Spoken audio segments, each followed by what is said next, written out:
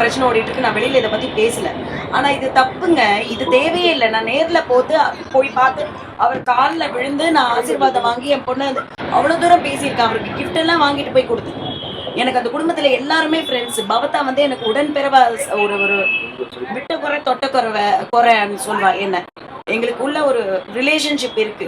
அந்த ஃபேமிலியில நிறைய விஷயங்கள் நடந்திருக்கு. அதை பத்தி நான் பேசினது கிடையாது. ஏங்க என் சொந்த அப்பனையே நான் சந்திச்சிட்டேன் கோர்ட்டு கேஸுன்னு. ஸோ எனக்கு நான் வந்து கரெக்டா பணிவா தான் போனேன். அவரை வந்து நான் தெய்வமா தான் மதிக்கிறேன். சத்தியமா சொல்றேன். அந்த குடும்பத்துல ஒரு விஷயம் நடந்தது.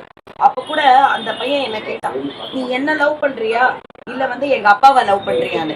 சத்தியமா உங்க அப்பாவை தான் லவ் பண்றேன்னு சொன்னேன். இதெல்லாம் நடந்தது. நான் வந்து இத்தனை வருஷம் நான் யாராவது உங்களுக்கு தெரியுமா ஏதாவது நான் பேசாம இருந்திருக்கேன். அவ்வளோ விஷயங்கள் நடந்தது. நான் இவ்வளோ தூரம் நான் பொறுமையா போனேன். இந்த படம் நான் எடுத்தது கூட பாத்தீங்கன்னா ஒரு ஒரு கல்யாணம்னா இப்படிதான் இருக்கணும், ஒரு குடும்பம்னா இப்படிதான் விட்டு கொடுக்கணும், சில விஷயங்கள் இருக்கணும்னு சொல்லிட்டு எடுத்திருக்கேன். இவ்வளவு தூரம் போய் கேட்டதுக்கு அப்புறம் கூட காசுக்காக வந்து ஒருத்தவங்களை வந்து இது பண்றாங்கன்னா எனக்கு தெரியலைங்க. மனசே உடையுது நிஜமா. என்னன்னு